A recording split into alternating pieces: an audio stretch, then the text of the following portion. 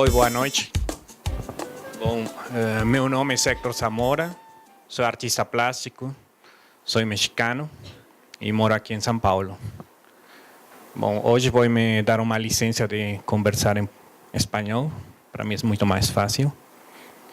E bom, vou lá.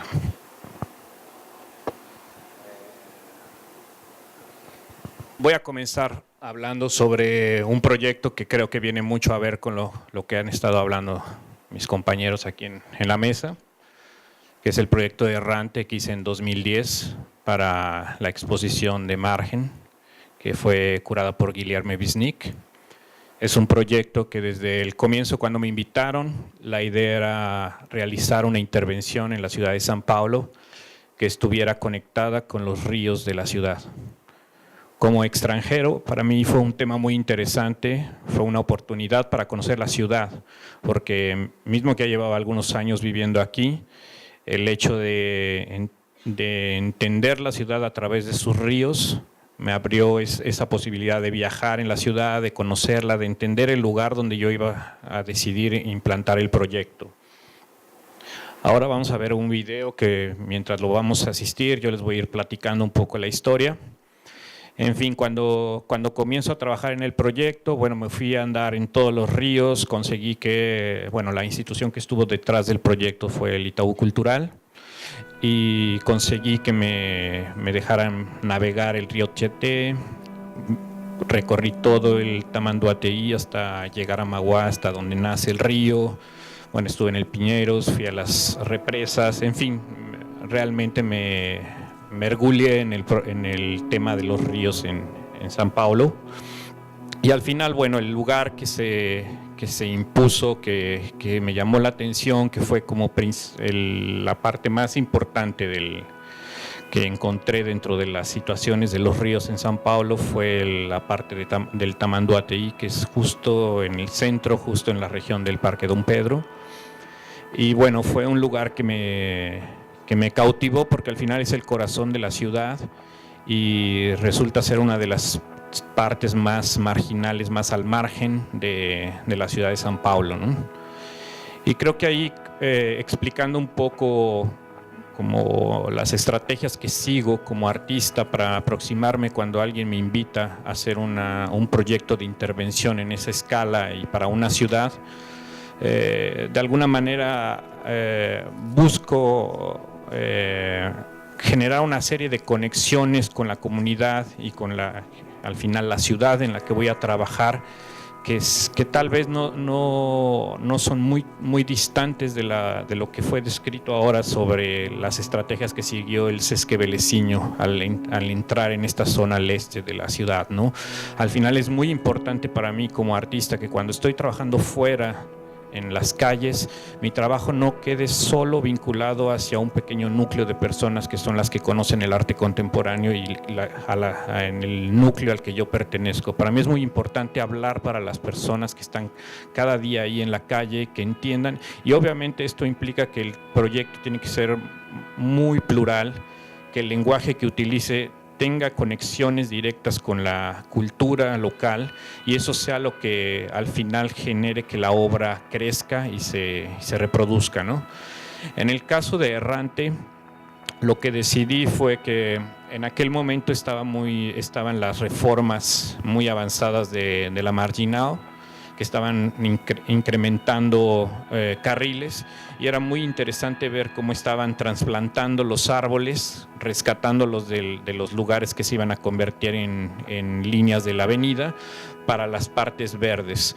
Y ese proceso me llamó mucho la atención de cómo al final nosotros podemos manipular la naturaleza, nuestro entorno urbano, natural, cultural, para adecuarlo hacia ciertas necesidades que en un momento parecen ser las más importantes, aunque conociendo un poco puntos de vista de expertos y demás, sabemos que a veces son esas cosas de lo que se hablaba, se resuelve una cosa al instante, que de pronto más adelante puede generar muchísimos más problemas de lo que está resolviendo en este momento. Es como tapar de pronto el sol con un dedo, ¿no? Entonces, reflexionando sobre eso y la situación que existía en la región del Parque Don Pedro y en especial con el río, que en ese lugar ya no es un río, es un canal realmente de aguas de drenaje, decido llevar esta idea de los árboles, generar unos vasos que pudieran ser suspendidos a través de un sistema de tensegrity, que es un sistema especial que se utiliza para a través de tener cables a compresión continua, a tensión continua, perdón, consigues mantener un elemento a compresión discontinua, que es esta cosa que queda flotando. Y bueno, lo primero fue seleccionar, porque la idea era plantar árboles sobre el río, utilizando un poco esta metáfora que había encontrado de lo que estaba pasando en la Marginal.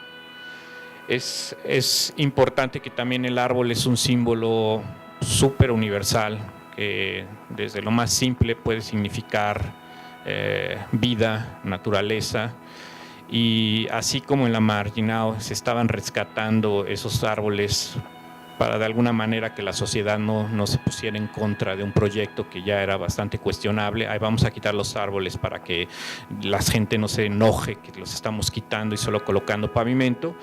Entonces hago un poco también metáforas sobre lo que muchos políticos utilizan en relación a decisiones de transformación urbana en ciudades como San Paulo, que de pronto para tener una respuesta rápida a un problema se inventan locuras que obviamente pueden tener repercusiones a futuro muy complejas, ¿no?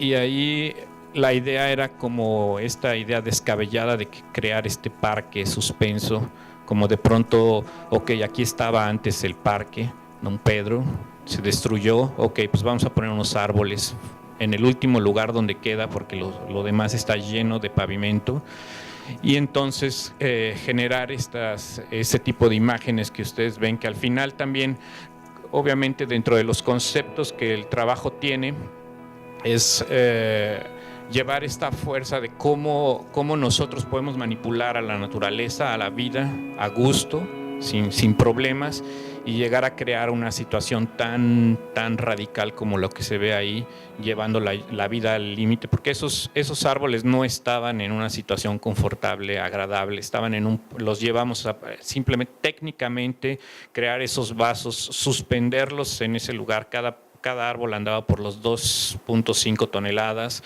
Entonces fue una complejidad estructural que hablaba mucho de lo que el proyecto estaba intentando decir, ¿no? Al final no estábamos haciendo una obra para poner verde y ser ecologistas en el lugar, ¿no? Estábamos llevando más bien cuestiones más profundas a la reflexión, y tal vez al final un poco en el mismo sentido que los arquitectos de UNA hacen, es colocar el dedo en la llaga. Es como generar dolor en el cuerpo, en este monstruo, para que recuerde que hay una situación que está aconteciendo en un local específico del lugar, y que más allá de la pretensión de mejorar o de cambiar esa situación, en mi caso como artista es envolverte y regresarte los pies a una realidad que de pronto ya estás ignorando, y que tal vez es una de las partes más importantes de tu ciudad, de tu país, de tu cultura, de tu comunidad. Saber que ese río fue donde nació la ciudad de San Paulo, al lado del mercado municipal, y que en el estado actual, por todo lo que se generó de esas áreas residuales, está en un completo abandono, y que probablemente está en una situación más marginal que lo que se podría considerar como lo marginal de la ciudad de San Paulo. Para ejemplificar un poco otro tipo de estrategias que he seguido y que bueno, tienen mucho a ver con eso, podemos ver el de Volatile Topography. Este proyecto que voy a presentar aquí fue en 2006 en la ciudad de Busan, en Corea del Sur, y que es un poco el antecedente de lo que hice en el Tamanduateí. Al final Guilherme me invita porque él vio este proyecto que también fue en una situación muy específica. Allá en Corea del Sur ya están mucho más avanzados en la relación a cómo ellos han rescatado los ríos que estaban en la misma situación que aquí en San Paulo. Ellos ya consiguieron que se puedan habitar, que tienen varios corredores alrededor de los, o sea, son lo que serían los parques longitudinales, ¿no? que corren al lado del río. Ahí estamos en la área del río. El río corre en un canal menor y toda la área exterior que también se conserva así por las cuestiones de los huracanes que tienen en esa región. Es una área que se aprovecha, la gente sale a correr, sale a andar. Realmente es un corredor que conecta a la ciudad. Se vuelve un corredor de bicicleta, un corredor pedestre que conecta a la universidad con el centro de la ciudad, ¿no? Es una parte muy interesante. Y bueno, ahí lo que decido es trabajar con una técnica también muy común y tradicional de los países asiáticos, que son los anuncios que se hacen con globos con helio. Y bueno, lo que hice es generar un ejercicio de geometría estructural. Creo una malla que está diseñada a partir de catenarias y en lugar de utilizar acero o concreto como normalmente se utiliza para esas coberturas, lo que decido es suspenderla utilizando los balones con gas helio. Son, si no me equivoco, son 39 balones de 3 metros de diámetro. Y bueno, la estructura, tal vez ahorita en el video no va a dar mucho para verla, es una estructura de cuerda muy ligera, pero es muy interesante porque a través de algo que era volátil, que estaba a merced del flujo del viento, generó una cobertura dentro de esta área que eran 4.000 metros cuadrados del río, y la gente durante los días que estuvo montada la pieza se congregó ahí, hacían picnic. O sea, cuando estabas ahí era una área cerrada, una área techada, pero realmente no tenías una cobertura sólida, ¿no? Era una cobertura que al final era una retícula, ¿no?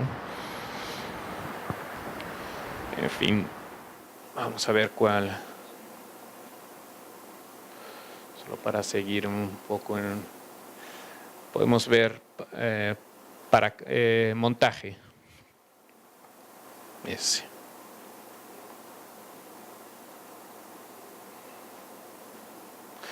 Bueno, ese es un proyecto también muy emblemático de mi trabajo. Lo hice en 2004. Fue una intervención al Museo de Arte Carrillo Gil en la Ciudad de México. Es una pieza que está inspirada en toda la tecnología de autoconstrucción que se observa en la periferia de la Ciudad de México.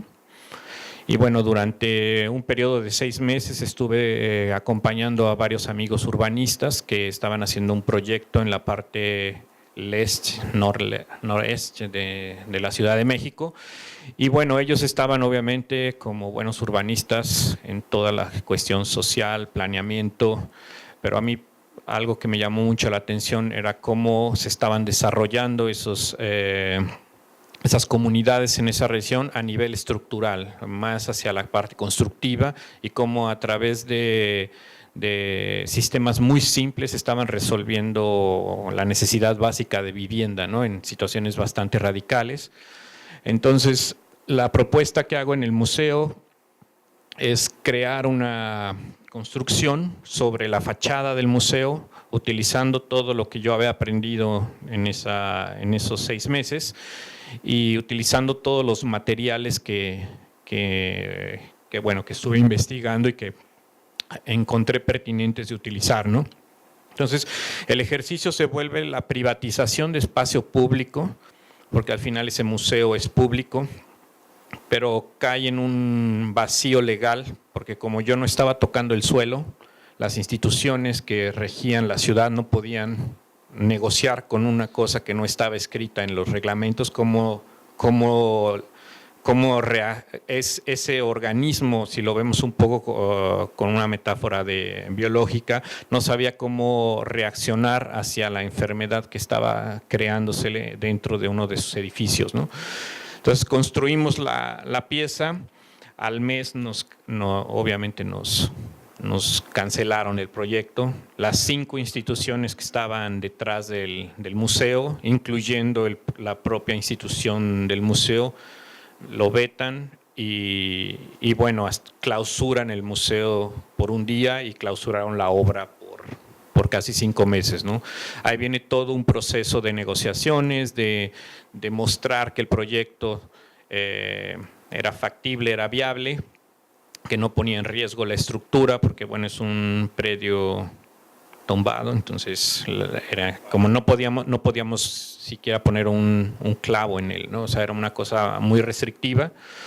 Y bueno, eso es interesante, toda la casa está colgada, otra vez tengo mucho ese background de geometría estructural, ese tipo de construcciones, y consigo diseñar toda la casa para que quede colgada de la trave estructural en lo que sería la cobertura, y de ahí colgar y mantener suspensas sin colocar nada sobre la pared, ¿no?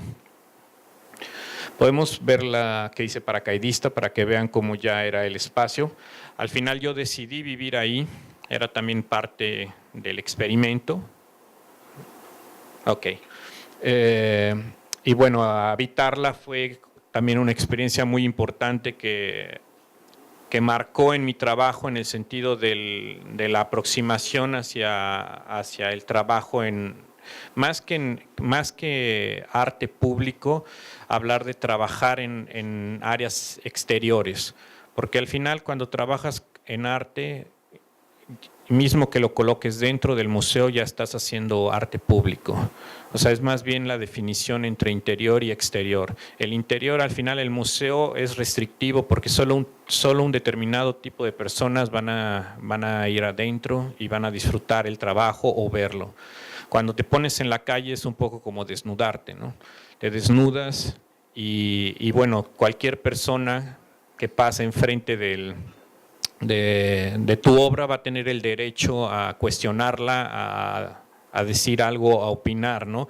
Y eso fue una cosa que aprendí mucho cuando hice esta pieza, que las reacciones que obtuve del público me hicieron pensar que realmente era mucho más rico, mucho más interesante trabajar afuera y en un lenguaje mucho más plural que quedarme dentro del museo en las restricciones que implican, ¿no? Obviamente son proyectos muy polémicos. En algunos momentos este proyecto me pasó por encima porque obviamente hubo muchas reacciones inesperadas, positivas y negativas. Y bueno, al final todo eso es lo que es el trabajo, ¿no? La obra que estoy haciendo se vuelve ese producto que genera, ¿no? Esas reacciones. Y bueno, cuando recibo este tipo de invitaciones para trabajar en el espacio público, es lo que siempre busco hacer, ¿no? Un poco tener ese tipo de acercamiento. Mis trabajos buscan siempre tiene una parte de un humor muy irónico. Al mismo tiempo siempre tienen esta estructura muy relacionada con la arquitectura. Hay un diálogo siempre constante entre esa situación espacial.